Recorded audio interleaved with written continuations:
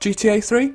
It's my personal favourite game of all time, and I know a lot of other people still have a lot of love for it as well. The speedrun community for the game is alive and well, and there are other YouTubers like me who still love to play and make videos about the game, even in 2019.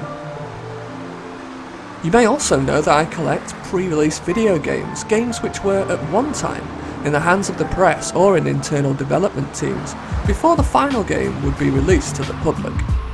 In fact, it's fairly common to see these discs being sold as collectibles on eBay, and also on specialist forums as well, like assembler games.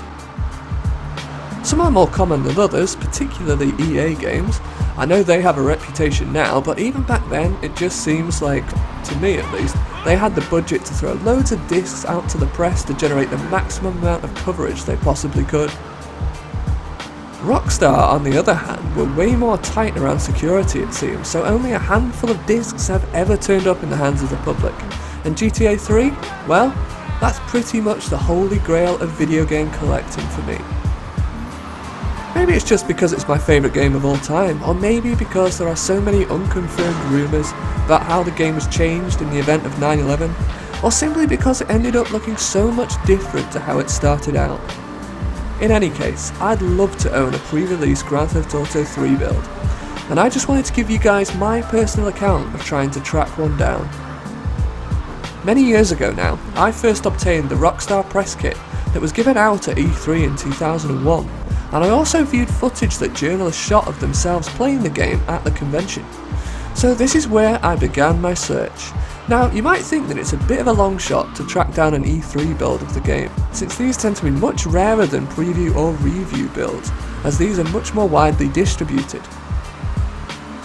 However, there are E3 builds of other games that have since come to light, such as this one I have in my personal collection of Shell Shock. Anyway, the press kit came with a media contact at Rockstar, Jeff Castaneda, who had since left the company. I tracked him down and asked him about GTA 3 at E3 in 2001, and this is what he had to say. Thanks for reaching out. Your best bet is to reach out to the press department at Rockstar. Thank you. Good luck. Thanks for the advice, Jeff, though I'm not sure how willing Rockstar would be to hand out a pre-release copy of their own software. Anyway, I also briefly spoke to Jeff Gertzman, former editorial director of GameSpot, who played this GTA 3 demo at E3 in 2001. His piece about playing the game at E3 is still live on GameSpot, I believe, so you can check it out via the link in the description. Anyway, this is what he had to say. People played it at E3. It was never sent out to the media as far as I know. Well, sadly, he couldn't really help me. It was nice of him to reply anyway, though. It seems like he didn't receive a copy of the game at this stage of development anyway, which isn't too surprising seeing as journalists only usually receive playable copies at the preview stage of development, which will come around 1 or 2 months later down the line from E3. My search then led me to a YouTuber by the name of Philip Create, who claimed he had some genuine files from a beta build of the game. Philip's story went like this. He said that a German journalist had owned a beta build of the game and had sold it on eBay, but had kept copies of some of the files and had passed them over to Philip. Around the same time, I spoke with another guy who had analysed the files that Philip had released, and this was his assessment. Speaking of Philip's story, all I can say is that I don't trust him. I downloaded his files and compared them via the Beyond Compare tool a long time ago. Handling file was a copy of the PS2 handling file. In comparison with the PC file, it has a few different flags used by the transport. Interestingly, he claimed, that this file was created and edited in 2000 or earlier, but if so, where are the old car names like Panto, Shark and others? Water.dat file was recovered from the unused code in the water.dat file itself. At the bottom of the file, there is a string which is something like the original water.dat. Particle file was a strange mix of PC and PS2 particle.cfg file. Song file only had a few changes. I gave these files to a few trusted people. All of them said fake. After that, I managed to get in contact with a guy who was in the quality assurance team at Rockstar during GTA 3's development. And if you don't know, quality assurance is basically a more professional name for game testing. I won't reveal his name due to confidentiality, but here's what he said.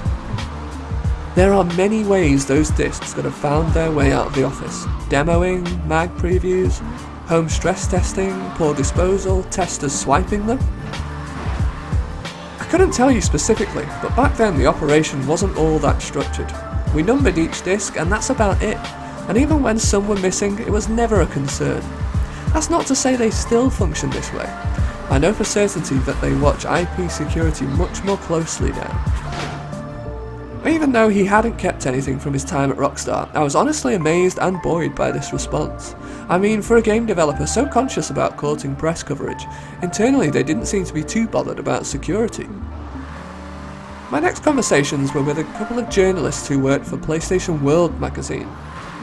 I got in touch with them as they'd released a homemade bit of gameplay footage on their August 2001 edition of their DVD, so I wanted to know more about the disc that was used here. Also, for reference, this DVD had a high quality version of one of Rockstar's official trailers too. Again, I won't mention any names here for confidentiality, but here's what the first journalist told me. Yep, I remember that GTA video. I recorded the footage and wrote the voiceover script. The pre-release disc from which the footage was taken probably went back to Rockstar. If I remember right, they were always complete assholes to work with, pardon my French, and we had to jump through so many hoops just to get that footage. The other footage is from a trailer downloaded from the internet without their permission, the sort of things we did to get exclusives back then. Rockstar threatened to sue us as a result, although because we added a voiceover to it, we claimed fair use under laws surrounding comment and criticism. As a result, they became difficult to work with. Regarding the handling of pre-release discs in general, not all were returned and most ended up in the bin after a year or two. Most wouldn't even work without dongles or even required dev console units, so they weren't of much use outside the office. Computech Media was eventually bought by Future, and nothing really survived the move to their office. Interesting stuff, I hope you'll agree. Now the saddest part of that was realising that a lot of pre-release media was typically thrown away by journalists. On this topic, I spotted another Rockstar press disc on an article on Shut the Fuck Up and Play a couple of years ago. By my best guess, it was from E3 2000, which I believe Rockstar took the original Smuggler's Run to, as well as Max Payne. This disc met the same fate as many other press items, as the author states that all this stuff was binned. Anyway, getting back to PlayStation World, here's what the other journalist said to me. I actually do remember GTA 3 coming in. It turned up very late and we had it a relatively short time. Rockstar were very controlling even then. The footage would have come either directly from Rockstar, possible for the above reason, or more likely, given the relatively undramatic nature of it, it was actually done by us. We had a particularly good grabber then, and Rockstar still wanted and needed to court press coverage. I presume it was done at the preview stage given the cop cars. It's most likely the preview code was brought in personally by the PR and then taken away again. For subsequent games they wouldn't even do that. You had to go to them to play it. And for previews, you had to go to them to watch them play it at you. I'd say it's extremely unlikely you'd ever manage to find the disc. You never know, but I'd be surprised if it was left with PSW. Most games were, but again, Rockstar. Technically, we had the ability to create copies of some games, potentially while the PR was being wined and dined elsewhere, but I don't remember that happening with GTA, or anything else, naturally. Again, another very interesting and informative reply. It was really great of him to add so much detail, even though I'd got in touch completely out of the blue. The main thing I took from this was that Rockstar were very difficult to work with, and very security conscious. For those reasons, he didn't think there was much of a chance of finding genuine Rockstar pre-release discs, or even copies made by the journalists themselves. However, some discs have made it into the hands of the public, and we'll get to that soon. But first, there was one last person I contacted.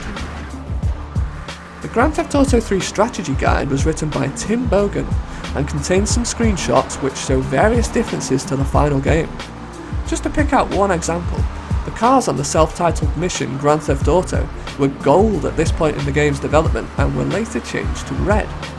Anyway, so I tracked him down and briefly spoke to him about his experience of writing the guide and playing the game. Here's what he said. There are a few developers that are very cautious with security and require that the authors travel to them to play and write the guide. I was in New York in the Rockstar offices while writing that guide, and I was also working on Smuggler's Run during the same trip. No one knew how earth-shattering GTA was until I got my hands on it. I really didn't have enough time to write the guide and do the game justice, but I made up for it in the PC version of the guide. In short, he was never sent a copy to play, but rather had to travel to Rockstar and play it there, so no pre-release build in his possession, unfortunately. Lastly, a guy called Andrew Newman left a comment on one of my videos to say that he had a review build of GTA 3. After talking with him for a while, he sent me some semi-convincing screenshots, before I asked for a shot of the disc itself, to which he sent me an image of a PS2 demo disc. Yeah, A+ shitposting right there.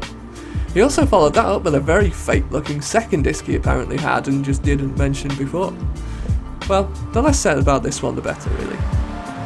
So, going back to what the guys at PlayStation World said, there may or may not have been instances where journalists made copies of discs they were sent, so they could carry on playing them in the event that the actual discs had to be returned to the publisher. I actually have some examples of this, and Rockstar discs no less, which I bought from an ex-journalist at Eurogamer. However, some actual Rockstar discs have found their way into my hands. I have these 3 Take-Two discs, a Thrasher Skate and Destroy review build, and also a couple of Smuggler's Run discs and a Midnight Club preview build.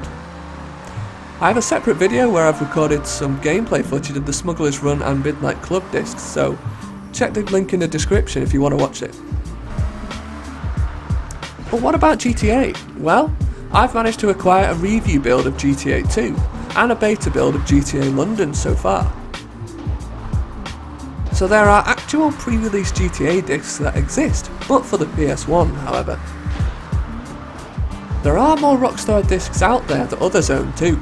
I remember a Max Payne 3 disc going up for sale on eBay, which sadly I missed out on.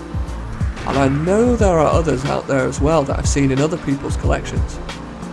So where does this leave us in response to my original question? Does a pre-release build of GTA 3 exist? And after all this research, I still haven't managed to find one.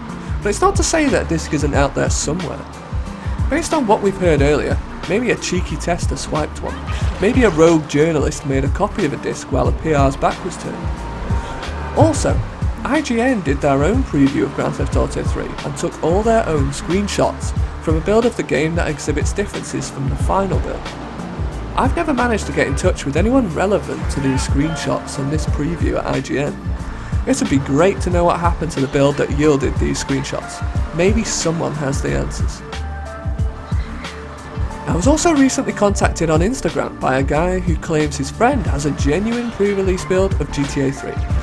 As always, I approach claims like these with a huge amount of skepticism, but I always follow them up no matter what, as one could turn out to be real one day. I'm still yet to see any photos of whatever discs he has, or whatever screenshots he can conjure up either, so I'll be in a better position to pass judgment when I can scrutinise anything like that when they come my way. So for now, fellow beta hunters, that's where the story ends. Well, not ends, but pauses. Hopefully, I'll have more stories and updates to share with you soon. Thanks for watching.